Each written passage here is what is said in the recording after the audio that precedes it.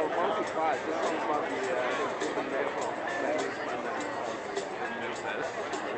think the goal is different. It's to create employment.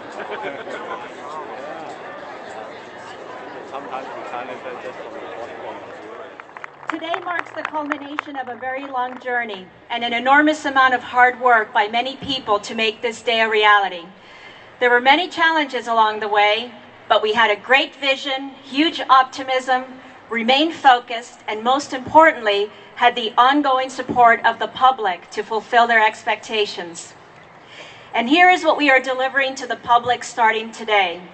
The first new high-speed rail station in the country, the first modern regional bus station in more than 60 years, after more than 100 years, a downtown San Francisco train station, all in one modern landmark building designed by world-class architects and engineers.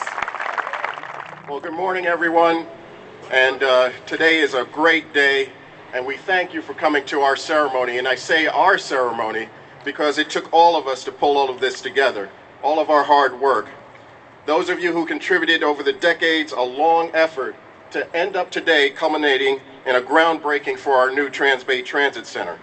There are many people that we should mention today and give a little bit of perspective in terms of how we got here. It was former Mayor Joseph Alioto, whose granddaughter, Supervisor Alioto Peer, is with us today, who championed one of the first studies of a future Transbay Terminal with Caltrans. More than a decade later, under former Mayor Feinstein's tenure, the recommendation was made to extend Caltrain operations from 4th and Townsend to the Transbay Terminal 1.3 miles away. After Loma Prieta, the earthquake in 1989, the terminal was determined to be unsafe. Under the Agnos and Jordan administrations, the city and state determined that the facility was seismically deficient. It was under former Mayor Willie Brown who hired and placed his trust in our executive director, Maria Ayerti, to lead the Transbay effort. She created and has led this Transbay Joint Powers Authority to design, build, and operate a facility which we stand today on the ground to break. A key milestone in bringing us to this day was the transfer by the state of 12 acres of land to the TJPA and the city to help fund the new transit center. This agreement, signed during the Brown administration and championed at the state level by former Senate President John Burton, provides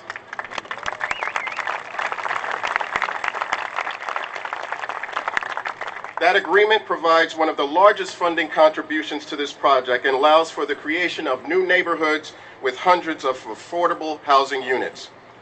Today, during the tenure of our mayor, Gavin Newsom, he has been an enthusiastic and effective advocate of the project since he was a supervisor representing District 2. We finally break ground today. We're not obviously well positioned if we're just focused on the old ways of doing things, building more freeways and assuming that's going to accommodate enough cars. We had to think differently. And we're very blessed that one of the things we're celebrating in that context is the visionary leadership of leaders that have come and gone that have established a framework of transit first, that recognize the jobs housing linkage, that recognize that density with transit near and around jobs is our fate and future, that if we're going to continue to grow and continue to prosper, we've got to focus on smart growth. And really this is the ultimate manifestation of smart growth, because the first and substantive thing we're celebrating is this $1.2 billion first phase transit center that links 11 transit agencies.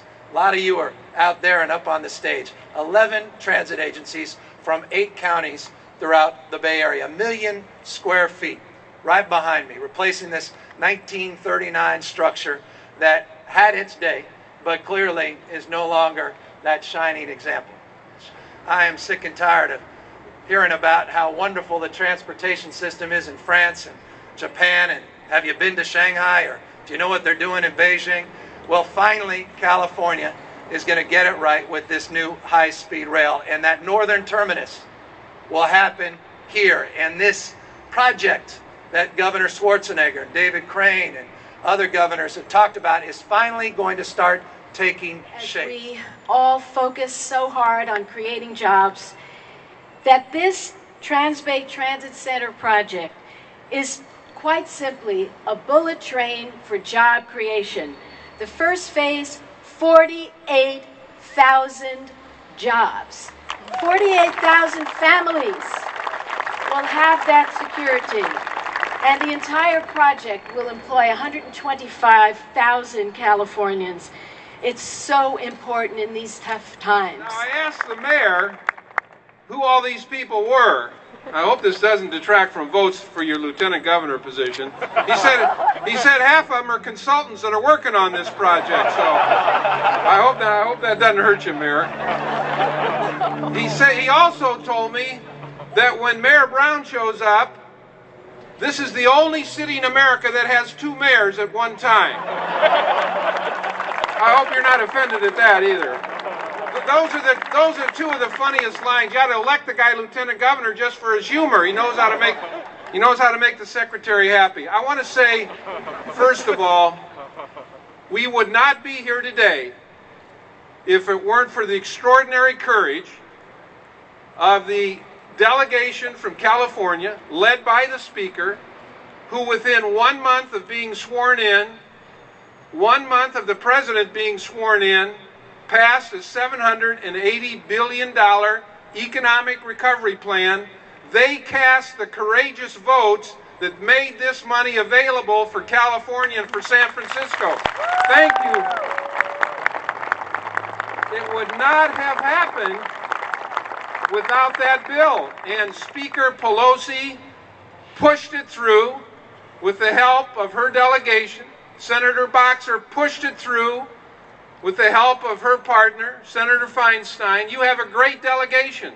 They know how to put people to work. They know what it takes to put people to work. Breaking ground for the Transbay Transit Center, we are laying the first building blocks for what Barbara Boxer called the Grand Central Station of the West, connecting cities and communities throughout the region and across the state.